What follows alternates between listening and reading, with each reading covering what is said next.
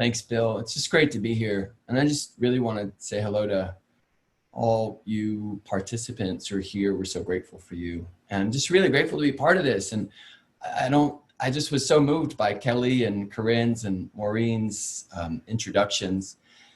Look, have you ever looked in the mirror? And I said this in my description. Have you ever looked in the mirror? This is a sincere question. Thought, man, with everything I know, with everything I've done, why am I not further along in my life?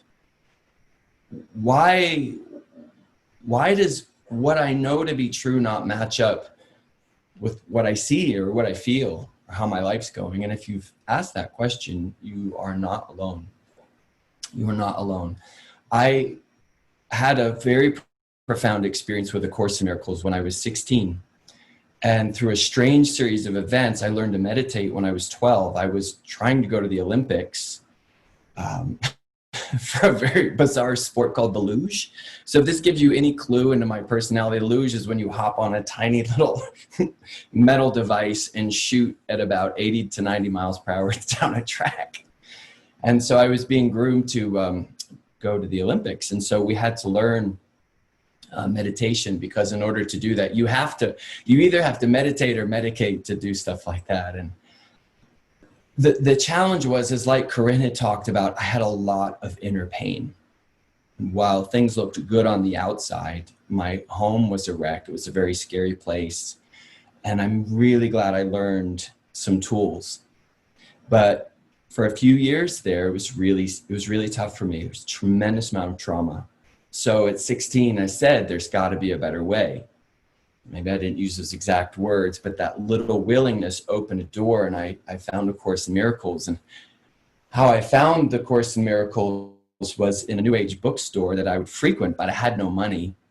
So I would go and I would read the lesson in the New Age bookstore every day. And then I'd go back the next day, and then I'd go back the next day. And then I'd try to read a commentary. And, I didn't have a lot of cognitive faculty at that time. So I just drew on as much as I could. And in a short order, I had a profound experience with A Course that completely and inextricably detangled my entire frame of reference for reality. And, it was just incredible. It was beautiful. And the presence of Jesus became very real in my life. Now, fast forward a few years, I got the guidance to become a healer. I went to chiropractic school and got a master's degree in Chinese medicine and acupuncture, and took off like a rocket. And I built one of the busiest clinics in the world. I don't tell you that to impress you. I tell that to impress upon you that about 10 years after that, I fell apart. I will tell the story in my talk, but I was in a hospital thinking I was going to die, and had about 2 years of a tremendous dark night of the soul after that, and re-met, and I want to boldly say this, re-met the Jesus of A Course in Miracles in an incredibly profound way.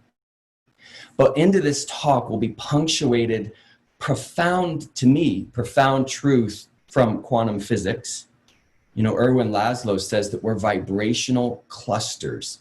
We're not individual bodies, we're vibrational clusters that are co-evolving and interacting and interrelating with each other.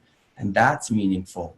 And then the lessons of A Course that formed kind of this nectar, this 3-part nectar of healing. Healing is simple. I even told Bill and Lisa this. I have total imposter syndrome. Corinne, Lisa, the freaky Bill freak. I was like, Neil Donald Walsh, these great people. My message is so simple. I almost feel like it's not enough. And then Jesus was like, yo, that's what you're there for.